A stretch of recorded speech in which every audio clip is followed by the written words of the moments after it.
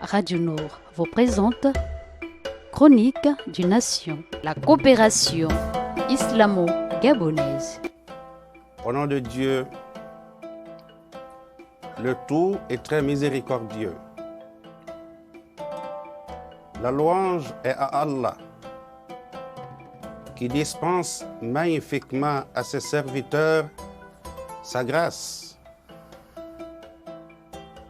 par laquelle il a éloigné d'eux la ruse de Satan. Nous venons d'être gracieusement ombragés par le mois béni de Ramadan, dont la principale recommandation reste le jeûne. Le jeûne qui représente le quart de la foi. Très chers frères et sœurs dans la foi, ce jeûne est abstinence et renoncement. Il porte en lui un secret qui ne comporte pas d'effet visible. Or, tous ces actes d'obéissance attestés des créatures et observables. Ces actes d'obéissance, disais-je, sont attestés des créatures et observables, alors que le jeûne n'est attesté que par Allah, puissant et majestueux. Bon début de Ramadan et que la paix, la bénédiction et le salut du Tout-Puissant soient sur vous. Wassalamu alaykum wa rahmatullahi wa barakatuh. سمع الله لمن حمده ربنا لك الحمد الله أكبر الله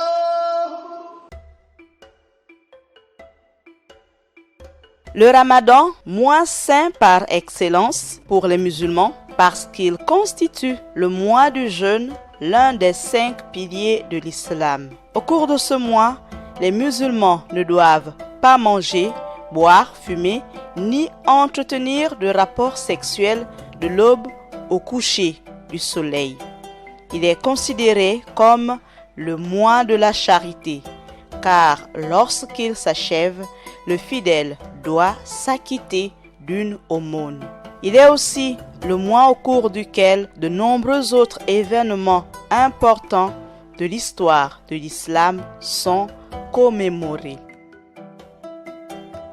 Présente au Gabon vers la fin du XIXe siècle, l'islam se développa durant la première moitié de la période coloniale.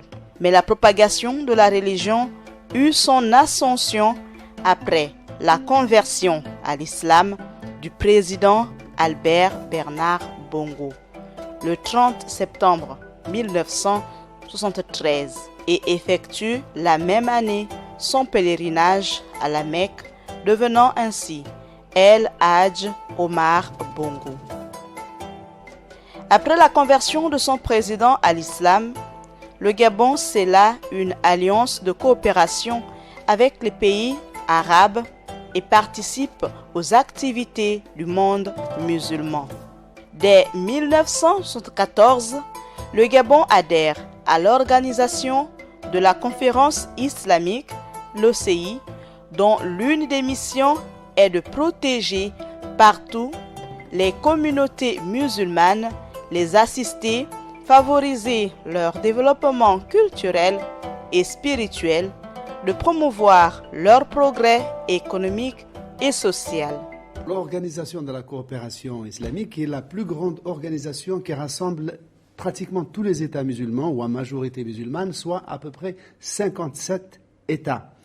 Et donc, elle a été créée en 1969. Donc, les pays du Golfe, qui sont les plus grands financiers de cette organisation de coopération, qui fait des projets de développement, finance des routes, des hôpitaux, donc ce qui lui donne un certain poids financier.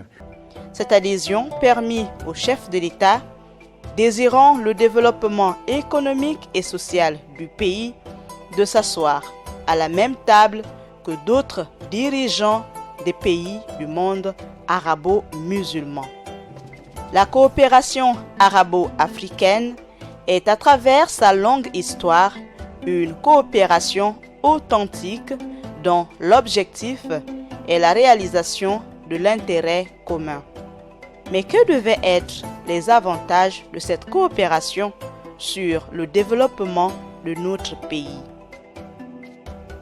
Au début des années 1970, Omar Bongo lança la politique de rénovation, politique axée essentiellement sur la construction et le développement du pays.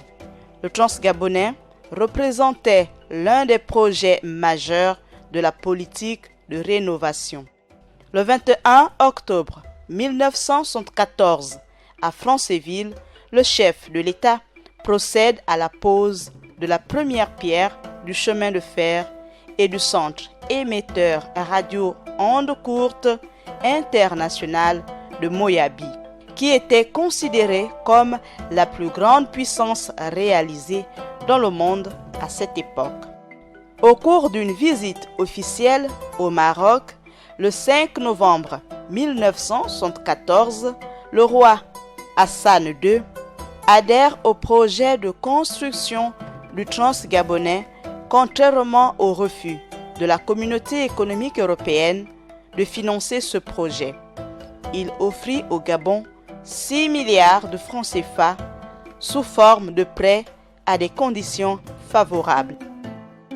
Les 23 et 26 avril 1978, le président de la République, accompagné du ministre d'État Georges Rawiri, du ministre et conseiller à la présidence pour les affaires économiques Jean-François Toutoméman, du délégué ministériel Jean-Pierre Lembumba et de l'actuel chef de l'État, son Excellence Ali Bongo Ondimba, séjourne en Arabie Saoudite sur l'invitation du roi Khaled.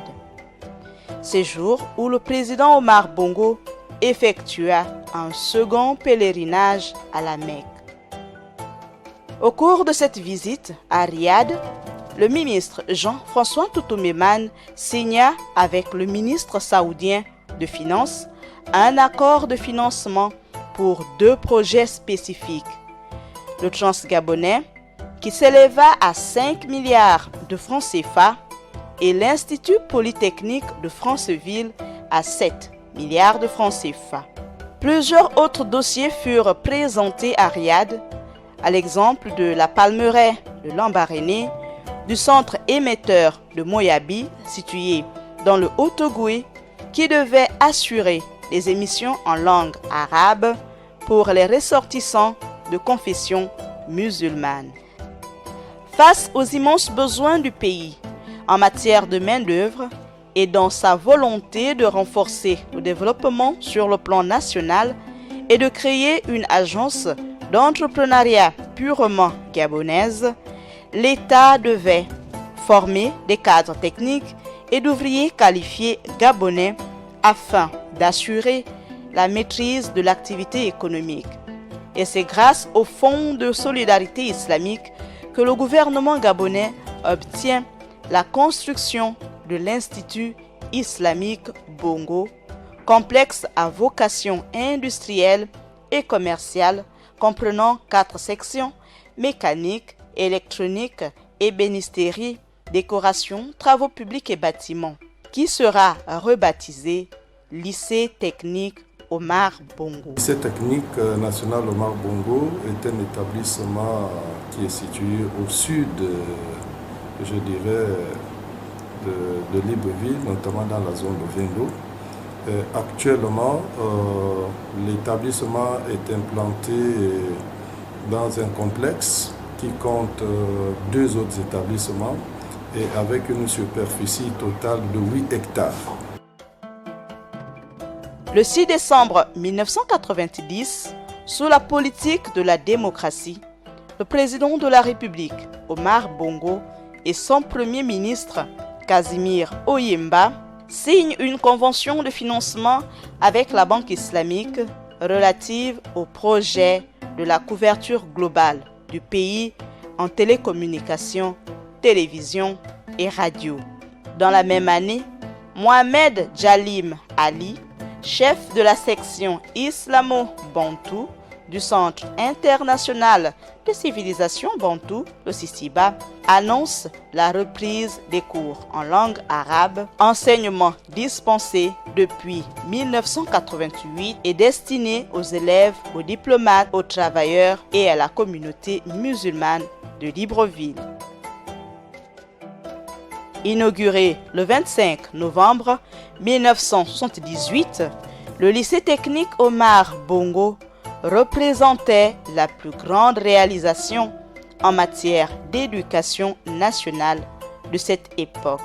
Dès les années 80, la couverture radio et télévision sur le territoire national était de 80%. 41 ans après la livraison du premier tronçon du chemin de fer, la société d'exploitation du Transgabonais participe encore au développement économique du pays. Aujourd'hui, le chemin de fer date d'il y a 40 ans, qu'il fallait nécessairement procéder à une cure de jouvence, moderniser l'infrastructure, moderniser les équipements, moderniser les bâtiments. Dans le respect des standards internationaux, y compris en matière de fiabilité et de sécurité ferroviaire. Le redressement de la viabilité économique de la CETRAC, en permettant aux concessionnaires d'être économiquement viables et de tirer une rémunération équitable de son activité. 45 ans après son aide apportée au projet de construction du Transgabonais, le Maroc est resté le partenaire privilégié du Gabon. L'état de la coopération entre le Maroc et le Gabon est toujours en mouvement, dans des dynamiques renouvelées. Ça s'améliore d'année en année. La suppression des visas entre le Maroc et le Gabon pour les ressortissants de ces deux pays, détenteurs de passeports réguliers, à jour, c'est une mesure qui est effective. Et c'est une mesure justement qui est arrivée pour consolider ces échanges-là.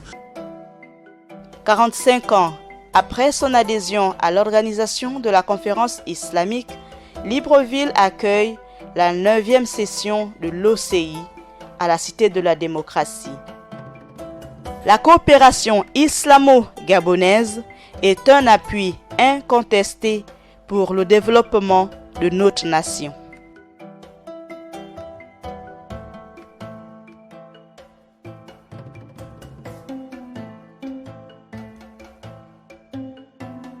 C'était votre magazine Chronique d'une Nation, une réalisation de la Radio Nord sous la supervision de M.